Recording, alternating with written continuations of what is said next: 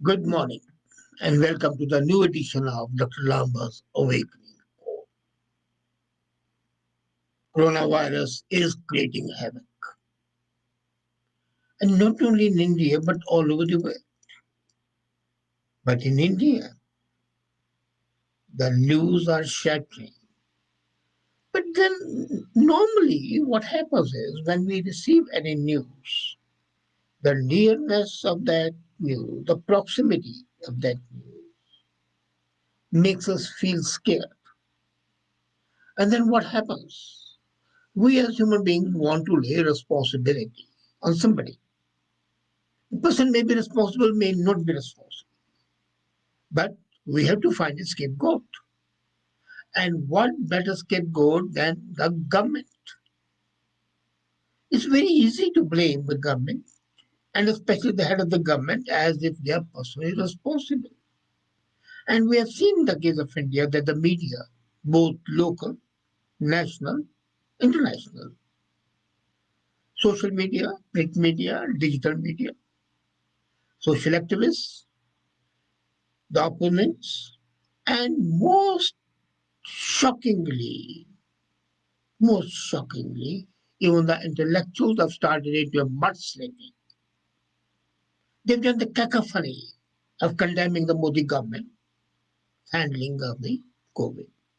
Coupled with the recent elections, there have been demands for the resignation of Modi, as if there's an alternative available right away.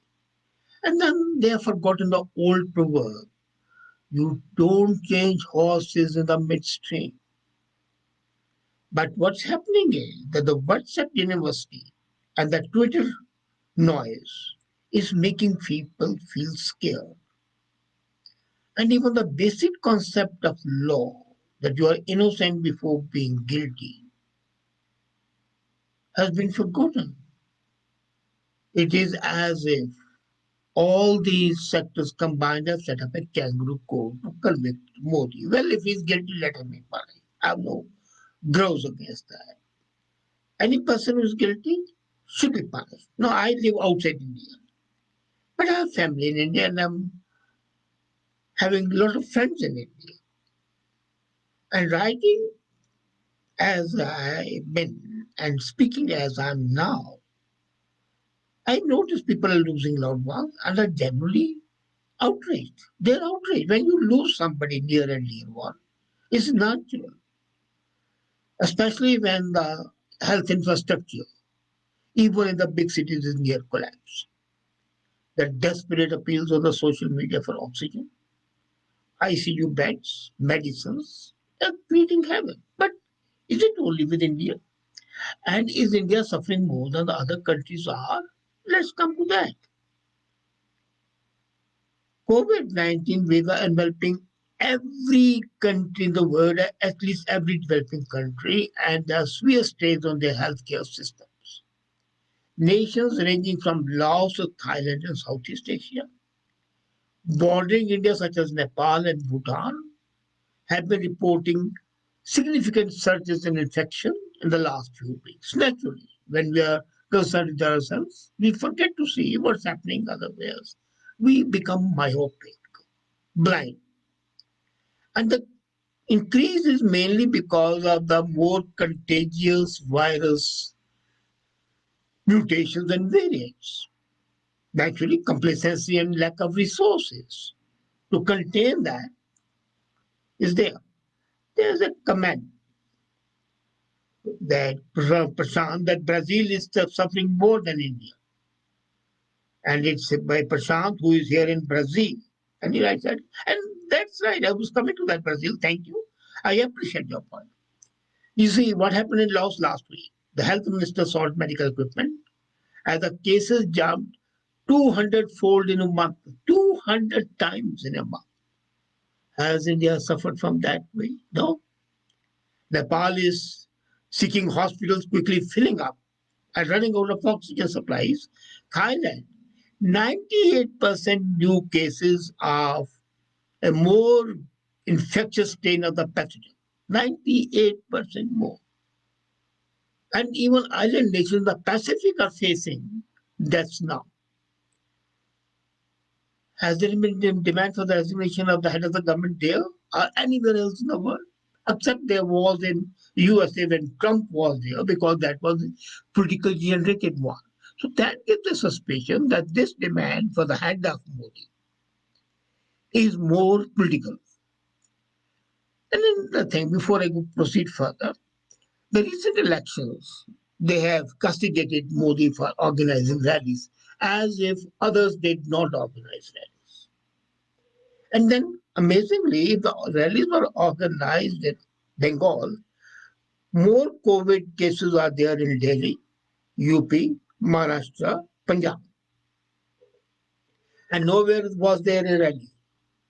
Come on, be careful. So, if a rally is held in Calcutta, do you think the cases would increase in Delhi? What a imagination, a vivid imagination, and what stupidity. Now, many competitors are making claims that India's response has been bad from the beginning. First, there was criticism of the first lockdown, and then that they did not predict the second severe wave, and the oxygen shortage was a simple and suitable problem. Was it? India's response to the first wave was much better than the global average. Nobody can deny that. Pandemics are very rare events. Why do we forget that? And they overwhelm the system. I was studying and reading in BBC's journal that historian David Arnold he estimated 12 million Indians died in 1918. 12 million, and that was because of Spanish flu. Now, India has a much larger population than any other country has. So there's always a risk of pandemic like COVID overwhelming the limited health infrastructure. But India did react quickly in the first wave in the early 20s. They put in place an admirable public awareness campaign and a national lockdown, keeping in the systematic risk of the large scale pandemic. Then there was no news about the control of pandemic. The news was about the migrants who were leaving cities en masse. And then the government had to arrange for their transportation, which was a burden on the government. And what the government did was a good job. Now let's look at the assertion that the second wave was predictable and carelessness was shown. It is far from black and white.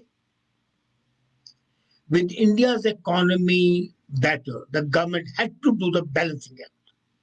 If they had not bothered about the economy, then everybody would have been critical that look, here, unemployment is there, people are dying of hunger and everything. So there was a balancing act, building up the economy, business confidence, and putting restrictions. And unlike USA, Europe, and many other countries, India was not hit by second wave in November to December. So naturally, when you are not hit, you do become a bit carefree. It should not happen, but it does happen. And some policymakers relied perhaps too much on their intuition that either there will be no second wave, but if there's one, it will be a small one. In April, in a journal called Nature, April 24, I was reading an article which sums up the paradox of India. And it reads Indian massive COVID research puzzles sciences. And just months earlier, antibody data suggested that many people had already been infected, leading some researchers to conclude that the worst of the pandemic was over. Now, April 24, an international journal is saying that the COVID 19 is practically over. And if the government thinks that way, was mistaken, but they did not think that way. It kept on. Now, it could not believe that it allotted. No, another thing which people forget. They blame the government for not setting up oxygen plants. Government can give funds and give permissions. Government gave funds, central government, to the various states to set up those oxygen plants in the hospitals. Now, the hospitals didn't want to do it. The states didn't want to do it. For example, Delhi, they got fund for 8 plants and they set up only one plant. And they spent 350 crores on advertisement and publicity alone. Was that justified? So the problem was that the people had become apathetic. Kumbh Mela has been criticized. Even I criticized it. It should not have happened. But when government took action against the Tablighi Jamaat for being spreader, even the Supreme Court said no, it should not happen. So what is sauce to the goose is not sauce to the gander. If Corona did not spread because of Tablighi, how can it spread because of Kumbh? Actually, both are responsible. So let's come to the oxygen issue. That's a major issue. The reason for shortage is not supply, it's getting oxygen where it's needed. And there is a shortage of the cryogenic tankers. Factories have ramped up production, and we have seen how Reliance itself has diverted all its attention to that. The Reliance and Ambanis have become bywords for abuse in India, thanks to the opposition. But let's not forget most of the factories are located in the eastern part of the country, more than 1,000 miles away from major centers like Delhi and Mumbai. So transport is proving to be a big obstacle since the tanks of compressed gas usually travel by road or trains. Now these tanks have to travel farther than ever before to keep up with the surging demand in North and West India. Cryogenic tanks that hold the compressed oxygen take 4 to 6 months to manufacture. So normally they were being used. All of a sudden, the demand comes up. You can't manufacture overnight. And then, why did the hospital? As a matter of fact, every hospital is supposed to have its own oxygen plant. Every hospital.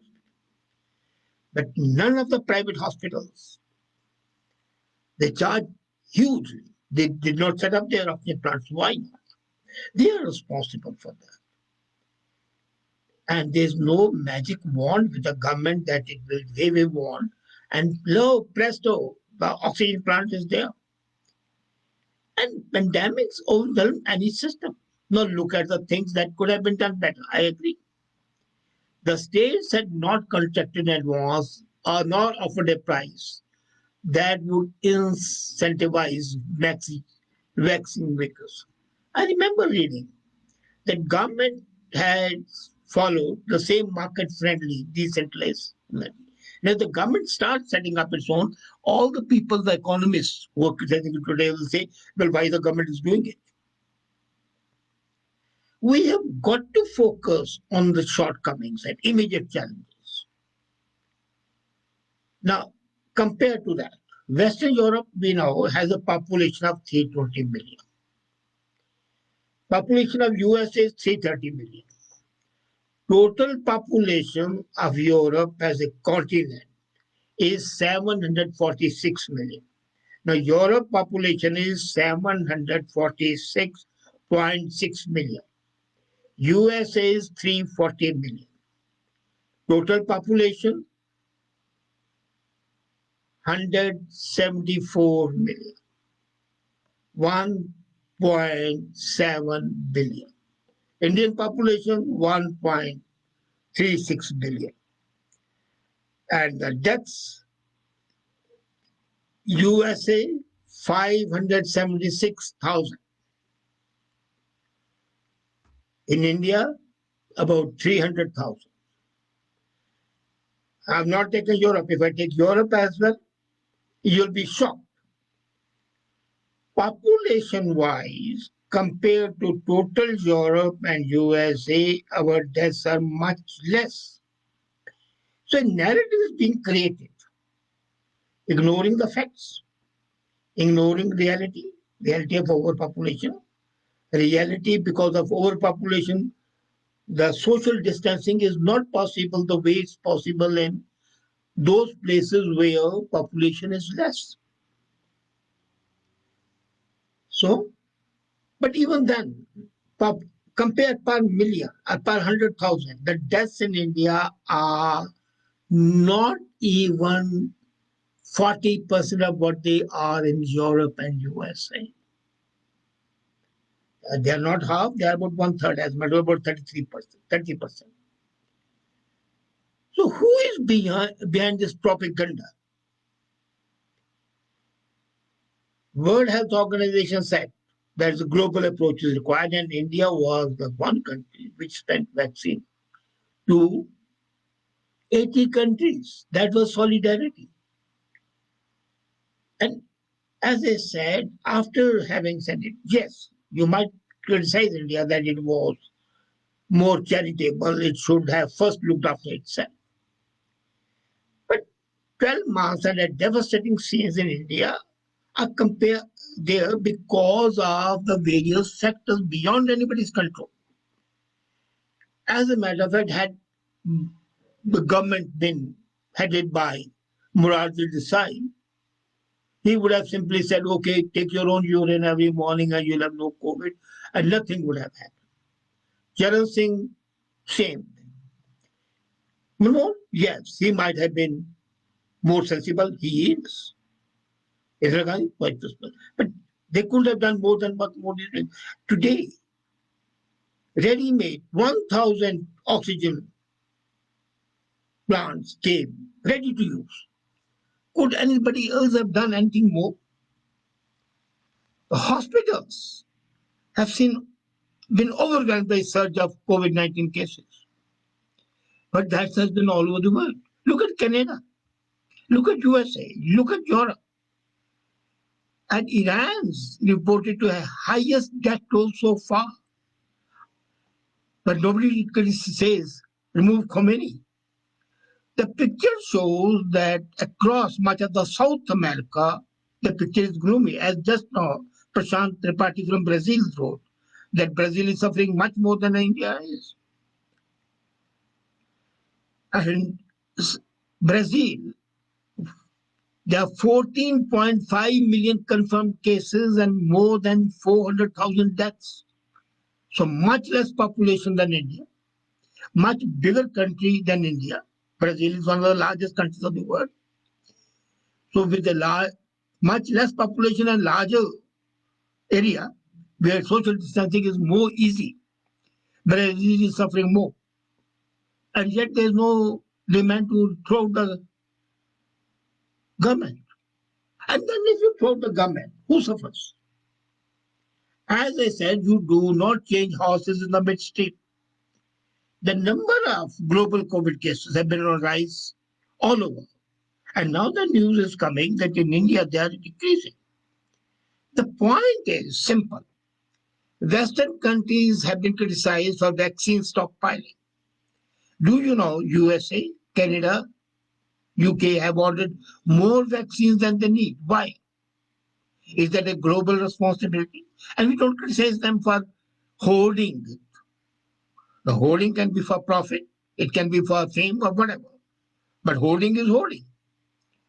The Wise House said that it will donate up to 60 million doses of AstraZeneca because it's there. But then that has not been authorized.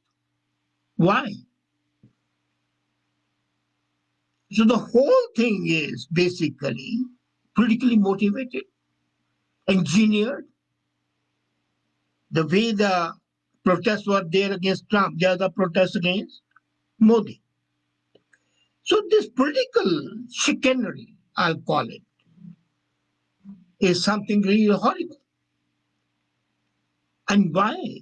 If they are so honest and they want to help India, why don't they remove those patents and protocols and intellectual property rights so that India can manufacture and India would be able to manufacture them overnight? Let them have the raw material, not even the raw material, let them have the technology and remove the patent and royalty clauses. As a matter of fact, the most successful example of technology transfer has been between AstraZeneca and the SSII, Serum Institute of India, where the licensing happened voluntarily. So what we need is basically separating the chaff from the grain, separating the fact from the fiction. I'm not saying Modi government is lily white. No, not at all. It has its failings. Every government would have. But to hold it responsible for every damn thing is not only idiocy, but is in fact being harmful to us. It's suicidal as a matter of fact. It's suicidal because, as I said, you don't change horses in the midstream. And if you change horses in the midstream, you are going to harm yourself, nobody else. And that must not happen. And if that happens, who suffers? The nation. It's an international part of international conspiracy bolstered by the Indian opposition political parties and the biased, ill-informed media and more dependence on WhatsApp University and Twitter noise. The cacophony, the noise, all sound and fury, signifying nothing, is creating an aura of fault where none exists. So let's be realistic and let us give the devil the due. What Modi government is doing is may not be excellent, but it is much better than what other governments have done. And we don't expect miracles. And let me tell you another thing. We always say these pandemics have been there and they have caused much more death, and they would be there. No government can control them. They are a part of God's nature, if there's God, but I'll call it nature's plan to clean. And maybe like Phoenix rise, like we'll rise from the ashes of this COVID and become a better nation. Think about it.